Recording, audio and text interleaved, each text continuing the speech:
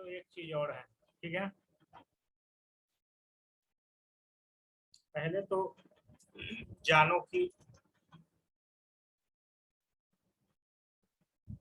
Normal molar मास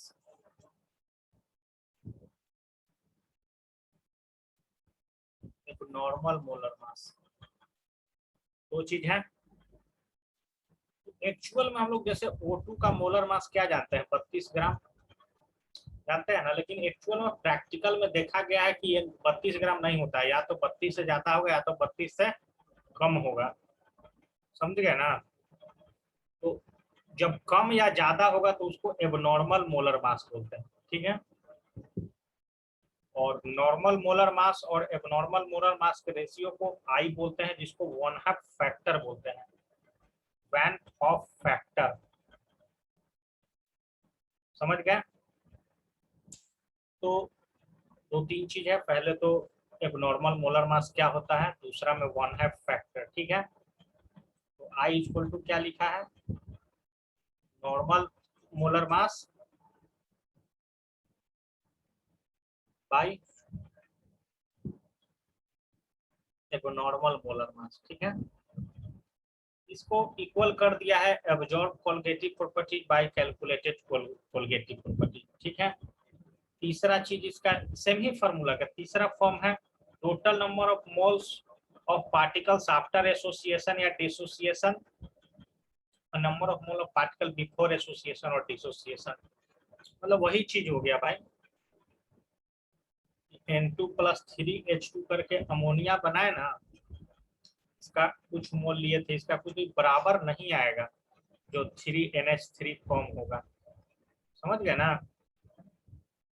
तो ये one half factor लिख सकते हो, इसका फार्मूला याद कर सकते हो, समझ गए। तो इतना तो समझ गए कि जो भी हम लोग अभी तक नॉर्मल एबनॉर्मल मोलर मास ये सब कैलकुलेट करते वो सब गलत होता है, समझ गए ना। मतलब प्रैक्टिकल में वैसा नहीं होता, वो आइडियल टाइप से होता है। उसके लिए क्या करना पड़ेगा कि सब में आपको आई से मल्टीप्लाई करना पड़ेगा, वन हाफ फैक्टर से, सब सब दिया हुआ रहेगा, समझ गए ना। जैसे पहला फार्मूला हम लोग यही पढ़े थे ना, P01 minus P1 by P01 equal to क्या पढ़े थे हम लोग, W2/M2 इंटू M1/W1, यही पढ़े थे ना। इसमें आई से मल्टीप्लाई कीजिए तब ये फार्मूला करेक्ट होगा, समझ गए।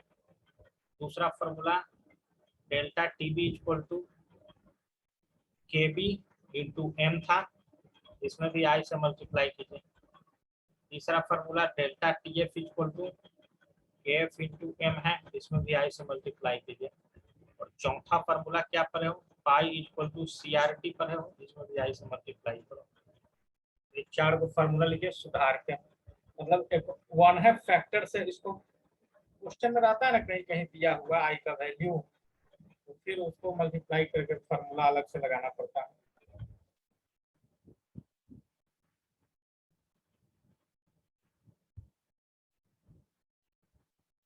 तो इसको लिखा जाए पहला दूसरा तीसरा चौथा। अब इसमें तो कंफ्यूजन नहीं ना है कि N2/N1 इक्वल टू होता है W2/M2 इंटू M1/W1, ये तो कोई दिक्कत है नहीं, समझ गया ना।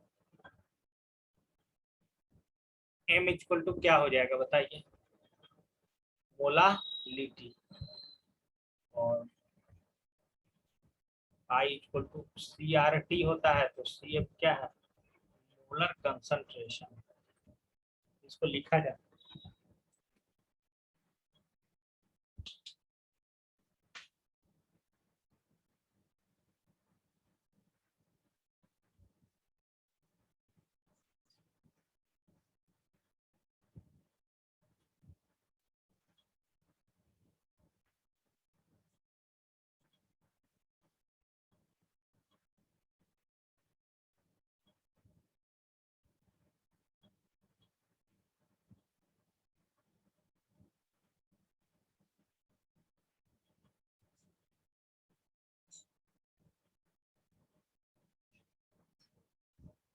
₹750 फॉर्म का दाम है।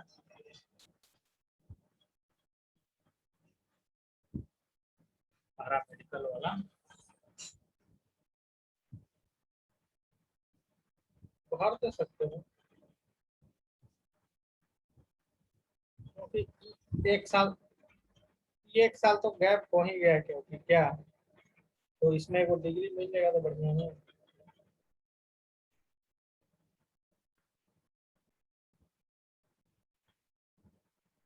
हम तो बोलेंगे कि अपना सिस्टर को भी करवा दो, यही पैरामेडिकल, आर्ट्स वाला भी भर सकता है कोई भी सब्जेक्ट से।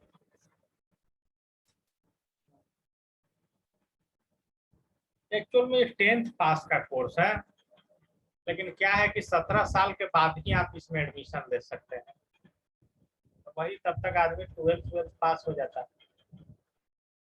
तो जरूरी नहीं है कि फिजिक्स केमिस्ट्री बायोलॉजी से, मतलब ये 10th का कोर्स ही है, तो जैसे 12th वाला कोर्स तो होता है बीएससी नर्सिंग, समझ गया ना।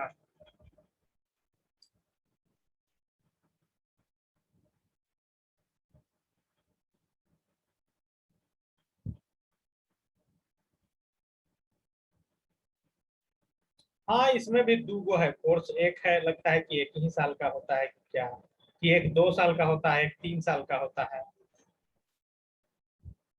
एक वो एएनएम बोलते हैं, वो जीएनएम बोलते हैं।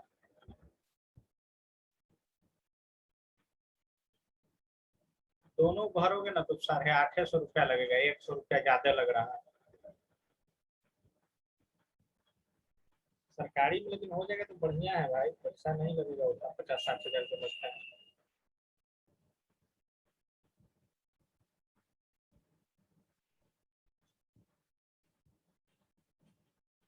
हमको तो लगता है कि 9-10 का ही आएगा फिजिक्स केमिस्ट्री बायोलॉजी, 12 लेवल तक तो नहीं पूछना चाहिए हमको तो कहा।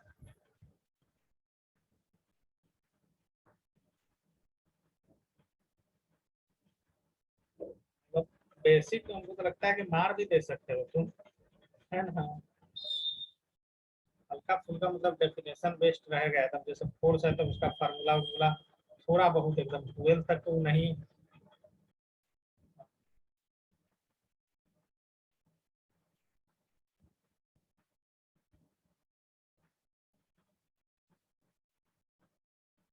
पढ़ाई तो दोनों बड़ा है, मतलब बीएससी नर्सिंग और बी फार्मा वाला भी, और ये पोस्ट बेसिक नर्सिंग वाला भी। हाँ, बी फार्मा वाला भी एक ही साथ दोनों निकला है।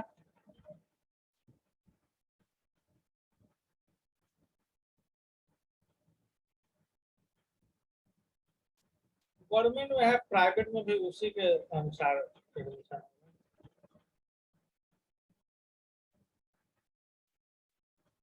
एग्जाम देने के बाद है ना, तो उसमें काउंसलिंग नंबर नंबर आता है। प्रकाश का तो नहीं हुआ है, इतना हम बता रहे हैं कि नीट से टफ है होता है, क्योंकि सीट कम रहता है बिहार में। प्रकाश का नहीं हुआ है इस बार। पैरामेडिकल वाला तो मतलब मान लो कि वो तो नहीं किया है कभी, लेकिन ये वाला तो दिया है, तो पिछला साल तक दिया है।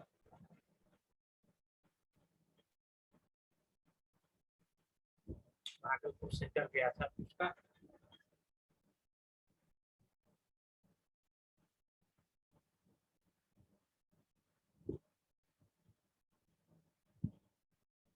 जैसे सरकारी कॉलेज में नहीं है, तो प्राइवेट में ये सब लेना नहीं चाहता है।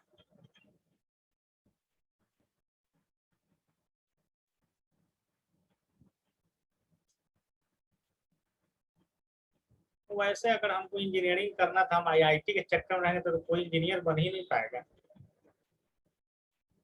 अब इसका तो एम भी, इसका तो फीस भी ज्यादा नहीं है उतना।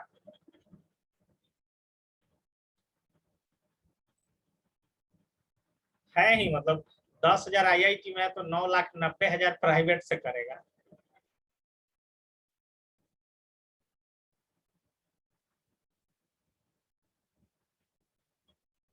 बी फार्मा में वही है, 100 गो सीट है, प्राइवेट में है 2-3 हजार सीट बिहार में, तो प्राइवेट में लेना चाहिए एडमिशन ना, अगर करना है। अब वो टीचरे बनेगा, वो टीचर ही बनेगा, ऐसा कमाएगा वो ट्यूशन पढ़ा के।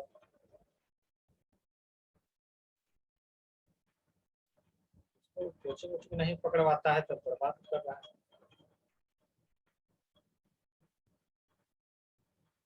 एडमिशन भी नहीं करवा रहा है, बीएससी उसको भी करवा दिया,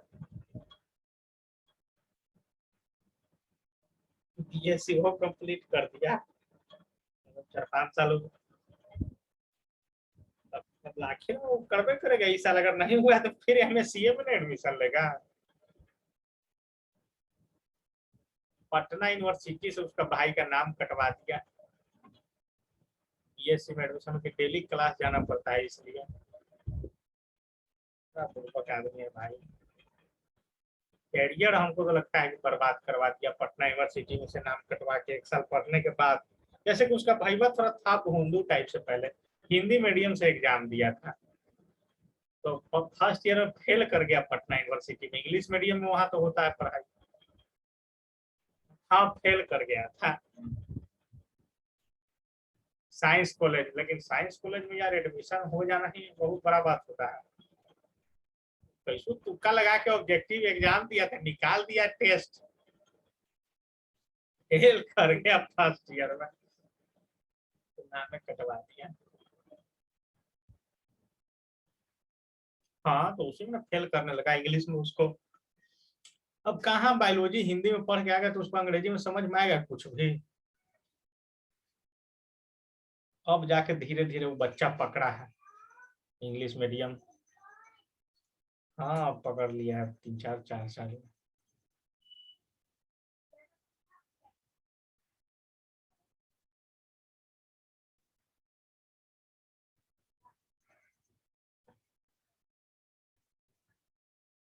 जैसे कि देखिए साइंस स्ट्रीम का कोई भी ग्रेजुएशन का कोर्स कीजिएगा ना तो इंग्लिश मीडियम से ही होगा। यहाँ तक कि बीएससी करोगे ना, तुम बता रहे हैं तुम अपना अगल बगल के करना, तो पढ़ाई होगा इंग्लिश मीडियम में। क्वेश्चन तो भाई हिंदी इंग्लिश दोनों में आता हो तो तुम्हारे ऊपर है। हम्म। हिंदी में ना किताब आता है बढ़िया, ना कुछ आता है। कोई बीएससी के किताब बताए ना, चाहे एमबीबीएस के कोई किताब बताए कि हिंदी में कोई किताब आता है, कोई किताब नहीं आता है एमबीबीएस का हिंदी में। हिंदी में पढ़ भी लोगे तो समझ ही ना पाओ, कॉन्सेप्ट खाली समझ जाता है लेकिन आप उसको लिख नहीं पा रहे हैं, ये भी गड़बड़ हो गया। तो ये हो गया भाई तुम्हारा ये। आगे देखते हैं क्या। तो वह उसके लिए अलग है भाई, दिमाग पगला जाएगा। ICAR बोलते हैं उसको, इसका अलग फॉर्म बना रहा है।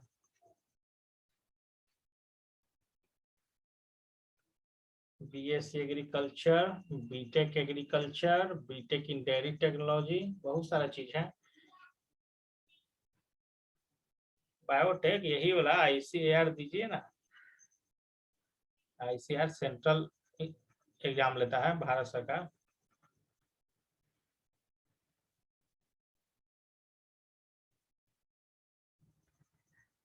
बढ़िया है, स्कोप आजकल तो चल रहा है ये सब। अब जैसे कि ये सब दवाई वाई का खोज ये सब कर रहा है तो एक्चुअल में तो बी फार्मा वाला ही करता है, लेकिन अब बायोटेक्नोलॉजी वाला वही सब चीज करता है। लेकिन कभी कभी क्या होता है ना कि इंजीनियरिंग करने में ना फिजिक्स केमिस्ट्री बायोलॉजी मैथ चारों मांगता है, तो उसका बेटा लिया होगा, हो सकता है कि मैथ एक्स्ट्रा में। क्योंकि इंजीनियरिंग तो आप नहीं कर सकते हैं जब तक मैथ नहीं लेंगे।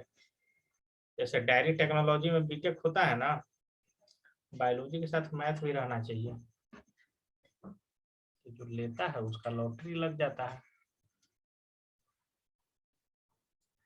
समझे ना। ये समरी अब आ गया, ठीक है, तो समरी पढ़ के इसको एंड किया जाए। According to Henry law, solubility of a gas in a liquid is directly proportional to partial pressure of the gas. समझ गया ना। अगला राउल्ट्स लॉ के अनुसार relative lowering of vapour pressure of solvent over a solution is equal to the mole fraction. समझ गया ना। ये सब पढ़े थे हम लोग, ये भी फॉर्मूला पढ़े हुए हो। P total equal to P naught 1h पढ़े थे ना राउल्स लॉ में। आइडियल सॉल्यूशन जो फॉलो करेगा, नॉन आइडियल जो राउल्स लॉ को नहीं फॉलो करेगा। तो ये सब चीज है, मतलब इतना ही पढ़ोगे ना, तो पारा मेडिकल में तो हमको लगता है कि इतना ज्यादा पूछ ही नहीं सकता है। न्यूमेरिकल थोड़े उस सॉल्यूशन पे पूछने लगेगा, इतने पूछेगा बस।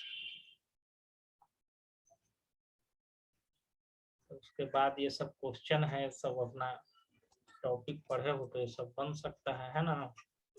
ये सब बोर्ड एग्जाम का है, ये सब नीट का क्वेश्चन है, 4 नंबर से शुरू।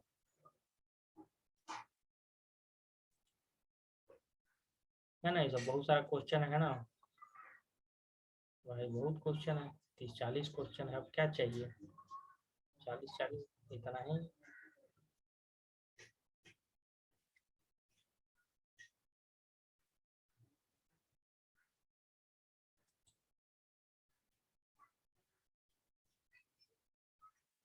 देखो ये क्या होता है, y इक्वल टू CRT, ठीक है।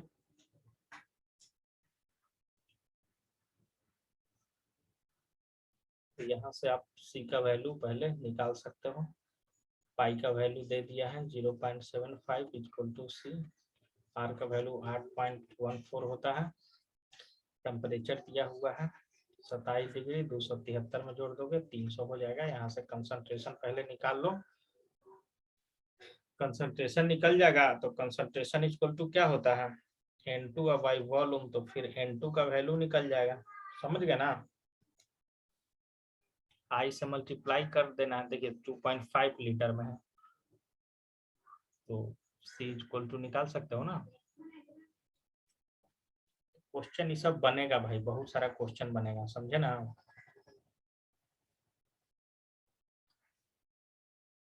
धीरे धीरे इसको फार्म लेकिन भर दो, ठीक रहेगा, एक्सपीरियंस ले।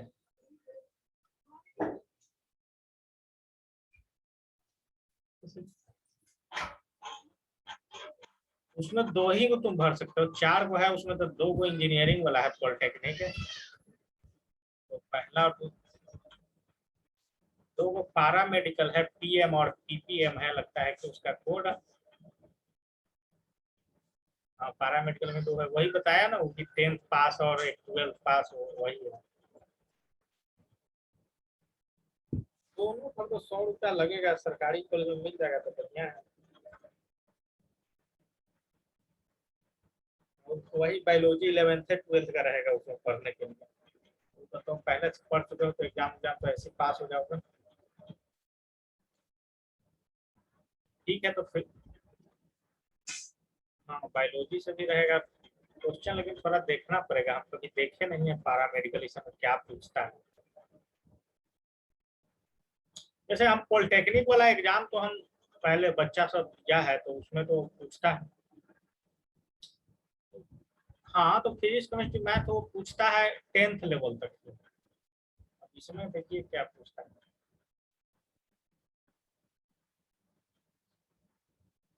हाँ हाँ हाँ, तो ये भी निकल जाएगा, ये भी मतलब थोड़े MBBS टाइप से तो टफ नहीं है होगा।